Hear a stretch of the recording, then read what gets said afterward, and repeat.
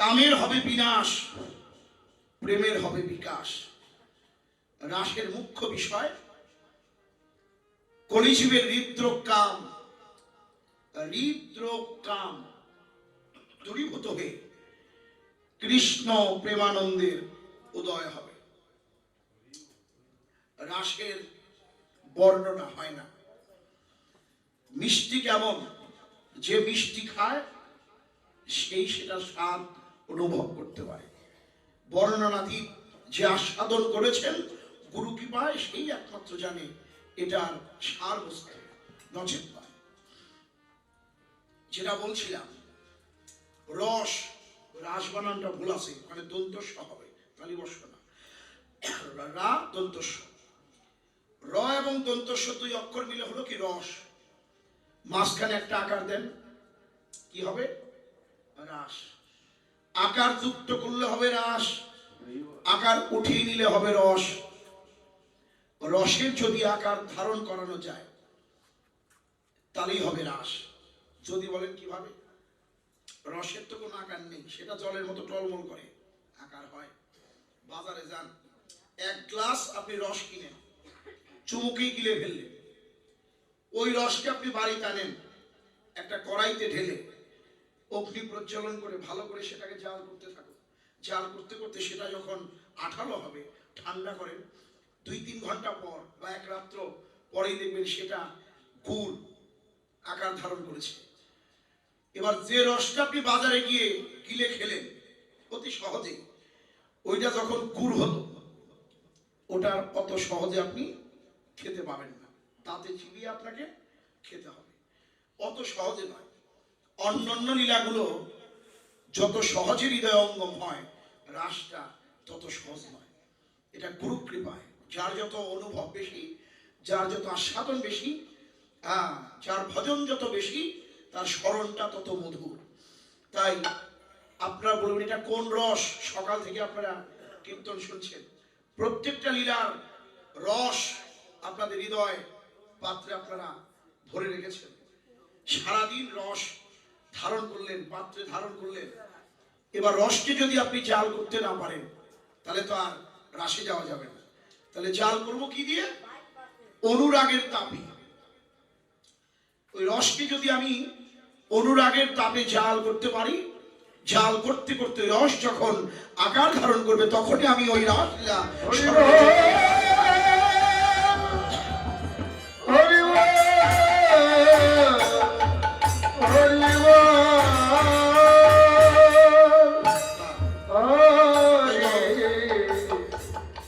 গৌরলীলা বিশ্রাম,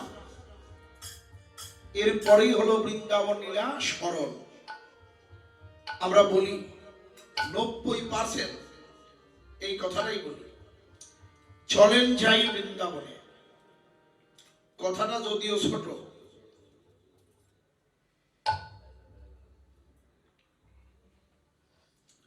অপরাধটা অনেক বড়। কথাগুলো সাবধানে বলতে হবে। সবাই বলি আমরা, জেনেও যেন ভুলগুলো করি। কি ভুল করি? মঙ্গল ঘট স্থাপন করে, ওখানে মঙ্গল ঘট ব্রাহ্মণ স্থাপন করছে না অধিবাসের দিন, যেইখানে মঙ্গল ঘট স্থাপন করে কীর্তনের সূচনা ঘটে, আরম্ভ হয়, সেই স্থানটা এমনি বৃন্দাবন। মালা চন্দন দিয়ে অধিবাসের দিন ভক্তদের আহ্বান জানানো, খোলকর্তালকে বরণ করে নেওয়া। যদি এই আঙিনাটা বৃন্দাবন হয়, এটার নামই তো নিত্য নব বৃন্দাবন, নাকি? এটা নিত্য নব বৃন্দাবন, এটা জানি, এটা প্রতিবাদও করি। যেমন আগের আসরে আমি প্রতিবাদ করলাম, পরের আসরে কীর্তনী আমার মাইকে শুই নেও, তার তো লোভ, বক্তব্য নাচান লাগবো, হাততালি দেওয়ান লাগবো, যাই না শুনেও এই ভুলগুলি করে। কীর্তন জমাতে হয় না, কীর্তন ভজনের জিনিস। ভক্তরা জমে থাকলে কীর্তন এমনি জমে। এই ভাবনাগুলো আমাদের ত্যাগ না করা পর্যন্ত ভগবান আমাদের কীর্তন গ্রহণ করবে না।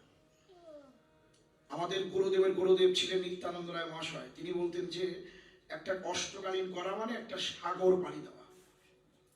একটা একটা সমুদ্র পাড়ি দেওয়া, একটা অষ্টকালীন কীর্তন করা।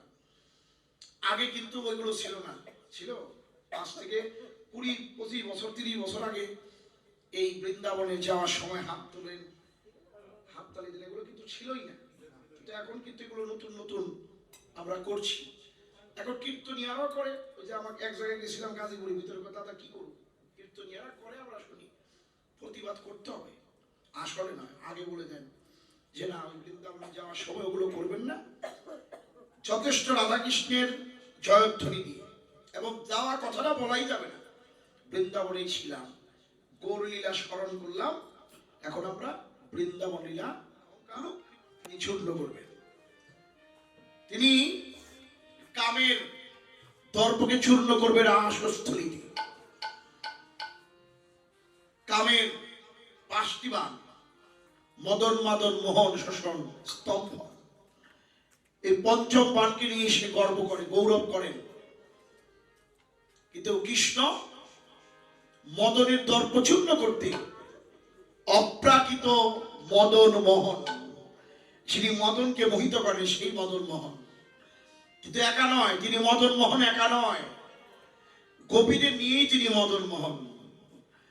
তাই শাস্ত্রে বলল, রাধা সঙ্গে যথা ভাতি তথা মদন মোহন। যুদ্ধ করবে, রাসস্থলীতে যুদ্ধ করবে কামের সঙ্গে। যুদ্ধ করতে হলে রথের দরকার।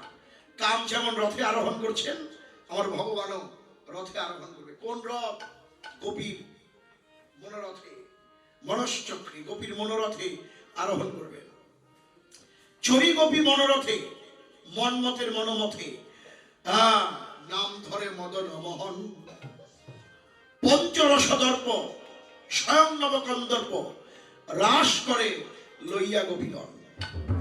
ব্রহ্মাদি জয় সংগ্রহ কন্দর্প দর্পহা জয়ত শ্রীপতি গোপী রাসমণ্ডল মণ্ডিত। সেই ভগবান আজকে সেই বৃন্দাবনের গোপীদের একার পক্ষে তো সম্ভব না। যারা গোপী তাদের মধ্যে কোনো কামনা বাসনা ছিল না, সেই গোপীদের ছাড়া কামকে পরাজিত করা যাবে না। বৃন্দাবনের গোপী গোবিন্দের বংশীধ্বনি শুনলেন।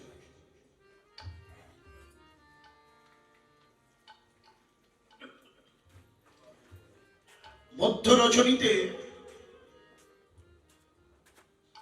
ভগবানের বাঁশির ধ্বনি শুনলেন। শুনে তারা কি করলেন? পাগলিনীগণ এক চোখে কাজল করেছেন, আরেক চোখে দেবার কথা মনে নেই। এক কানে কুণ্ডল দিয়েছেন, আরেক কানে দেওয়ার কথা মনে নাই। এক হাতে কঙ্কণ করেছেন, আরেক হাতে দেওয়ার কথা মনে নেই। মন দিয়েছেন প্রাণবল্লভ গোবিন্দকে, দেহ প্রসাধনীর কথা গোপীরা ভুলে গেলেন, দেহের কথা ভুলে গেলেন। বিছড়ি গেহ নিজ দেহ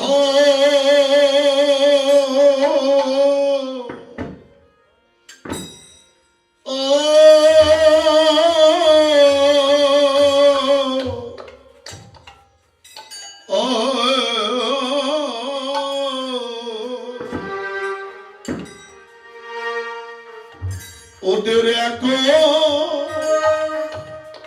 নয়নে কাজর রে হরে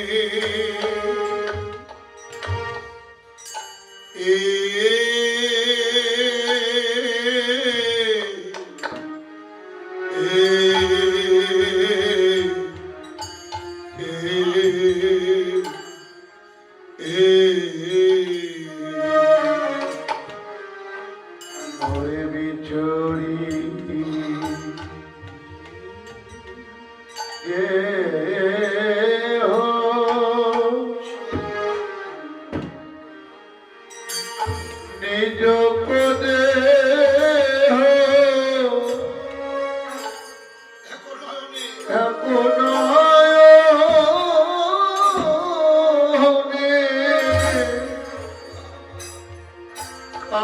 আজলো এ হো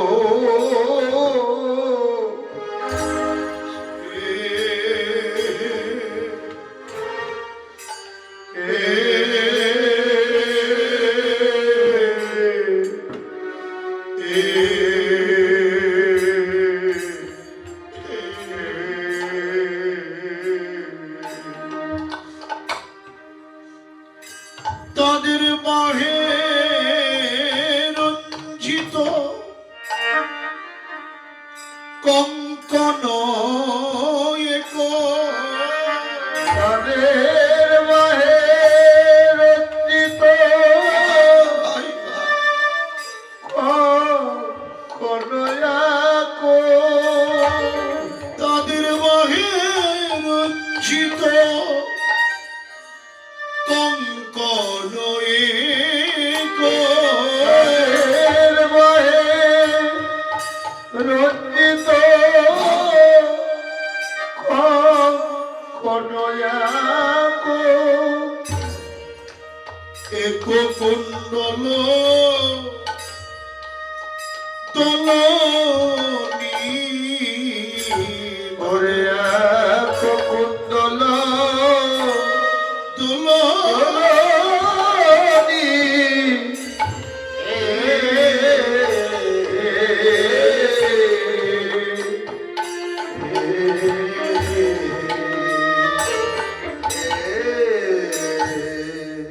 দেহ গেহ সব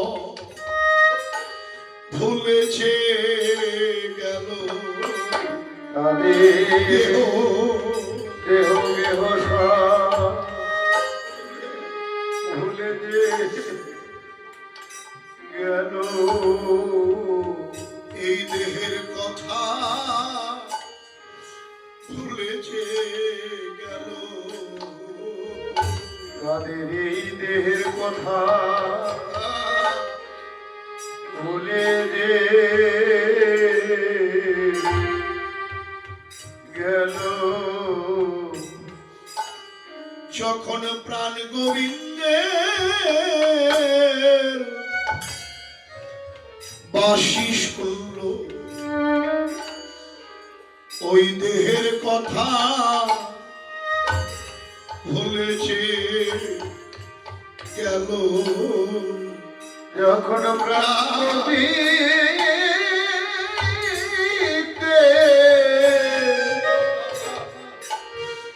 বাঁশি শুনল এই দেহের কথা ভুলে যে গেল রোজ গোপীগণ মধ্য রজনীতে যখন সন্তানকে কোলে নিয়ে দুগ্ধ পান করাচ্ছিলেন প্রাণবল্লভের বংশীর ধ্বনি শুনে কোলের সন্তানকে ভূমিষ্ঠে ফেলে চললেন। কোন কোন গোপী যারা ছিল কর্মনিষ্ঠা পতির সঙ্গে ঘুমিয়েছিল, বাঁশির ধ্বনি শুনে পতির শয়ন মন্দির ত্যাগ করে চললেন। কারো কারো পতি বাধা দিলাই কুলোটা পাপিয়সী এত রাতের বেলা তুমি কোথায় যাও? কবি বললেন সে কি গো পতি, তুমি কি শুনতে পাও না? ভালো করে কান পেতে শোনো, এই যে তোমার পতি আমারও পতি, ত্রিজগতের সকলের পতি, ওই সোনপতি প্রাণের বান্ধব আমায়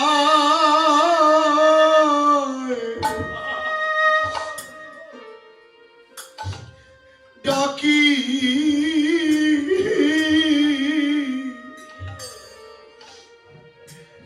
ডাকি ডাকি